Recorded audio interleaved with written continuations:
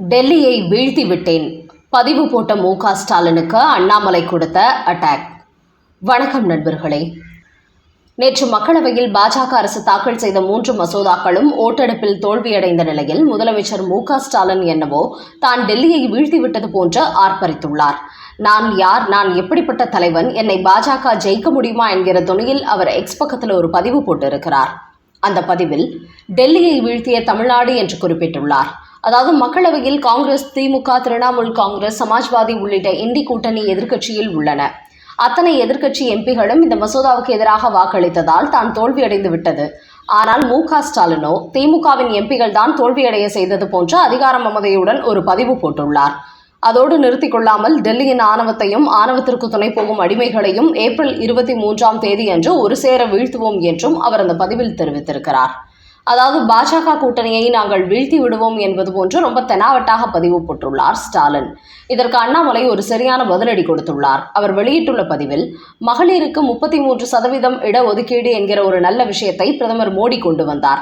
ஆனால் மு.க. ஸ்டாலினோ அப்படி ஒரு சட்டத்தை நடைமுறைக்கு கொண்டு வந்து விட்டால் அதன் பிறகு திமுகவில் கூட மகளிருக்கு 33% இடஒதுக்கீடு கொடுக்க வேண்டும். அப்படி கொடுத்தால் கனிமொழியின் கை ஓங்கிவிடும், தனது மகன் உதயநிதி காலியாகி விடுவார் என்பது போன்ற விஷயங்களை கருத்தில் கொண்டுதான் இந்த மகளிர் மசோதாவுக்கு மு.க. ஸ்டாலின் எதிர்ப்பு தெரிவித்தார் என்பது எங்களுக்கு நன்றாக தெரியும். ஆனால் இந்த உண்மை தெரிந்தும் கூட இந்த மசோதாவுக்கு எதிராக மக்களவையில் கனிமொழி ஆவேசமாக பேசினார். இதுபோன்ற அடிமைகள் திமுகவில் இருக்கும் வரை மு.க. ஸ்டாலின் இதுபோன்ற ஆணவ பதிவுகளை தொடர்ந்து கொண்டுதான் இருக்கும். என்றாலும் மத்திய அரசை பொறுத்தவரை மகளிருக்கு 33% இடஒதுக்கீடு கொடுக்காமல் விடவே மாட்டார்கள். 2029 மக்களவைத் தேர்தலுக்குள் அப்படி ஒரு சம்பவம் நடக்கும். ராகுல் காந்தி மு.க. ஸ்டாலினின் இந்த சந்தோஷமானது தற்காலிகமானதுதான் என்று மு.க. ஸ்டாலினுக்கு ஒரு தக்க பதிலடி கொடுத்துள்ளார் அண்ணாமலை. அடுத்த செய்தி. எனக்கு பேரதிர்ச்சியாக உள்ளது. இந்தியாவை திமுக துண்டாட பார்க்கிறது. லோக்சபாவில் ஸ்டாலினுக்கு எதிராக கர்ஜித்த அமித்ஷா. நேற்று 3 மசோதாக்கள் சம்பந்தப்பட்ட ஓட்டெடுப்புக்கு பிறகு கடுமையான விவாதம் நடைபெற்றது. அப்போது தமிழ்நாட்டில் உள்ள திமுக இந்தியாவை 2ஆக பிரிக்க பார்க்கிறது. திமுக எம்பிகள் பேசும்போதே வடக்கு தெற்கு என்றுதான் பிளவுபடுத்தும் வகையில் பேசுகிறார்கள் என்று கடுமையான எதிர்ப்பினை பதிவு செய்துள்ளார் அமித்ஷா.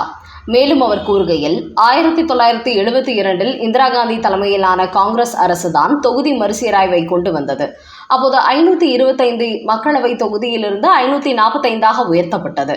அதையடுத்து 1976இல் நெருக்கடி காலத்தில் தங்களது அதிகாரத்தை தக்க வைத்துக் கொள்ள 42வது சட்ட திருத்தத்தின்படி தொகுதி மறுசீராய்வுக்கு இந்திரா காந்தி தடை விதித்தார். இப்படி அன்றைக்கு நாட்டு மக்களின் உரிமையை பறித்தது காங்கிரஸ் கட்சி. ஆனால் இன்றைக்கு அதே காங்கிரஸ் கட்சி தொகுதி மறுசீராய்வை தடுக்கும் முயற்சியாக முட்டுக்கட்டை போடுகிறது. அதோடு தொகுதி மறுசீராய்வை கொண்டு வந்தால் தென் தமிழ்நாட்டின் பலம் குறைந்துவிடும் என்று ஒரு மாய தோற்றத்தை உருவாக்குகிறார்கள். ஆனால் தற்போதுள்ள 543 இடங்களில் தென்னிந்தியாவிலிருந்து 129 எம்பிகள் இருக்கிறார்கள். இது 23.76% ஆகும். இப்போது நாங்கள் கொண்டு வந்துள்ள புதிய மறுசீராய்வுக்கு பிறகு தென்னிந்தியாவில் 23.87ஆக உயரப்போகிறது. அப்படி இருக்கும்போது அவர்களுக்கு எங்கே அதிகாரம் குறைகிறது? தென்னிந்தியாவின் பிரதிநிதித்துவம் அதிகரிக்கப் போகிறது. தங்களின் வளர்ச்சியை தாங்களே முட்டுக்கட்டை போட்டுக் கொள்கிறார்கள் என்று கூறியுள்ள அமித்ஷா, இந்தியா ஒரே நாடு என்பதை சில மாநில முதலமைச்சர்கள் மறந்து விடுகிறார்கள். குறிப்பாக தமிழ்நாட்டு முதலமைச்சர் மு.க. ஸ்டாலின் அடிக்கடி வட இந்தியா, தென்னிந்தியா என்கிற வார்த்தையை உச்சரிக்கிறார். இது கவலை அளிக்கக்கூடிய விஷயமாக உள்ளது. எங்களை பொறுத்தவரை எந்த பிரிவினைவாதமும் பார்ப்பதில்லை. இந்தியா முழுக்க அனைவருக்கும் ஒரே மாதிரியான சலுகைகள் தான் கொடுக்கப்பட்டு வருகிறது. வடக்கில் கொடுப்பது போல்தான் தெற்கிலும் கொடுக்கிறோம். எங்களுக்கு எல்லோரும் ஒன்றுதான். ஆனால் சிலர் அரசியல் ஆதாயத்திற்காக பிரிவினைவாத அரசியல் செய்கிறார்கள். இதை ஒருபோதும் ஏற்றுக்கொள்ள முடியாது. இப்படிப்பட்ட ஒரு அரசியல் தொடர்ந்தால் மத்திய அரசு கடுமையான நடவடிக்கைகளை எடுக்கும். ஜனநாயக நாட்டை யாரும் தங்களது சுய லாபத்துக்காக துண்டாட முடியாது. அதை மத்திய பாஜக அரசு பார்த்து கொண்டிருக்காது என்றும் மு.க. ஸ்டாலினுக்கு தனது எதிர்ப்பினை பதிவு செய்துள்ளார் மத்திய அமைச்சர் அமித்ஷா. அடுத்த செய்தி. ஒட்டுமொத்த பெண்களின் முதுகில் குத்திவிட்ட திமுக. ஸ்டாலின், கனிமொழி, உதயநிதி புகைப்படத்துடன் தமிழக பாஜக வெளியிட்ட பதிவு. மக்களவையில் பாஜகவின் 3 மசோதாக்கள் ஓட்டெடுப்பில் வெற்றி பெறாமல் தோல்வியடைந்த நிலையில் காங்கிரஸ், திமுக உள்ளிட்ட எதிர்க்கட்சிகள் பெண்களின் இடஒதுக்கீடு மசோதாவுக்கு எதிராக செயல்படுவதாக கடுமையான விமர்சனங்கள் எழுந்து வருகிறது. குறிப்பாக மத்திய அரசு நல்ல திட்டங்களை கொண்டு வந்தால் கூட அதை நிறைவேற்றவிடக் கூடாது என்கிற கோணத்தில் இவர்கள் அரசியல் செய்வதாக பொதுமக்களை பகிரங்கமாக குற்றம் சாட்டி வருகிறார்கள். இந்த நிலையில் நேற்றிரவு தமிழக பாஜகவும் திமுகவுக்கு எதிராக ஒரு பதிவு வெளியிட்டுள்ளது. அந்த பதிவில் மு.க.ஸ்டாலின், கனிமொழி, உதயநிதி ஆகியோரின் புகைப்படங்களை பதிவிட்டு மக்களவையில் பாஜக அரசு கொண்டு வந்த மகத்தான 3 மசோதாக்களை இந்தி கூட்டணி தோற்கடித்துள்ளது. இது இந்திய பெண்களுக்கு எதிரான தாக்குதலாகும். பெண்களின் முதுகில் திமுக குத்திவிட்டது என்று பதிவிட்டுள்ளார்கள்.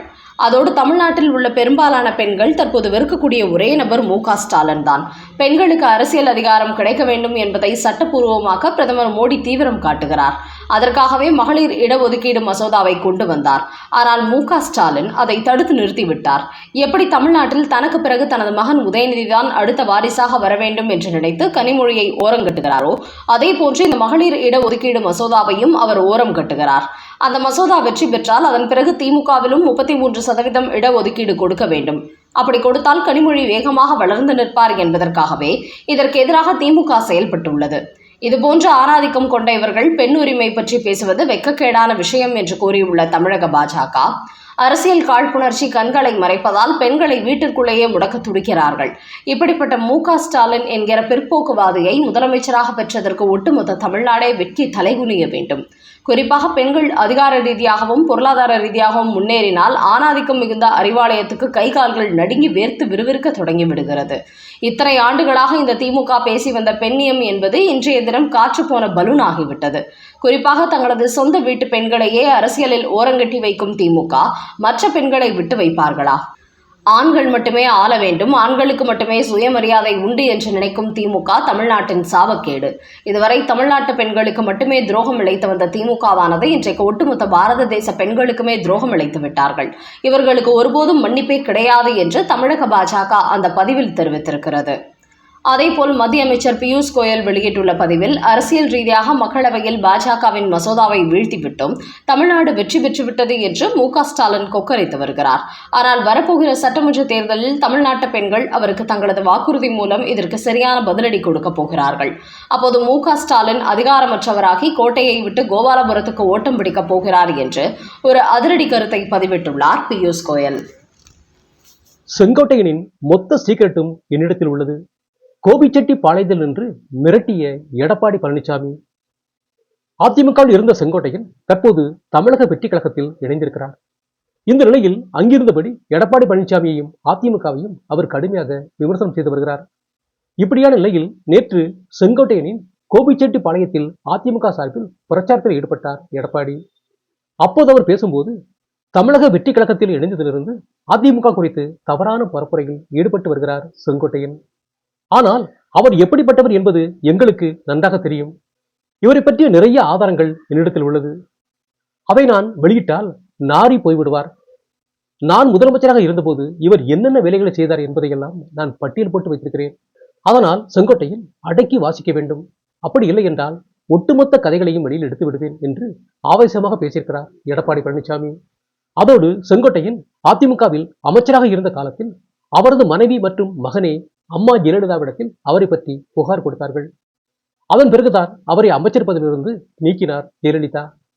அப்படிப்பட்டவர்தான் இந்த செங்கோட்டையன். ஆனால் இன்றைக்கு கட்சியிலிருந்து வெளியே சென்று தன்னை நல்லவனை போன்று காட்டிக்கொண்டு அதிமுகவையும் எங்களை போன்றவர்களையும் அவர் தவறாக விமர்சனம் செய்கிறார். இது தொடர்ந்தால் செங்கோட்டையனை பற்றி பல ரகசியங்களை அம்பலப்படுத்துவேன் என்று ஒரு மிரட்டல் விடுத்திருக்கிறார் எடப்பாடி பழனிசாமி.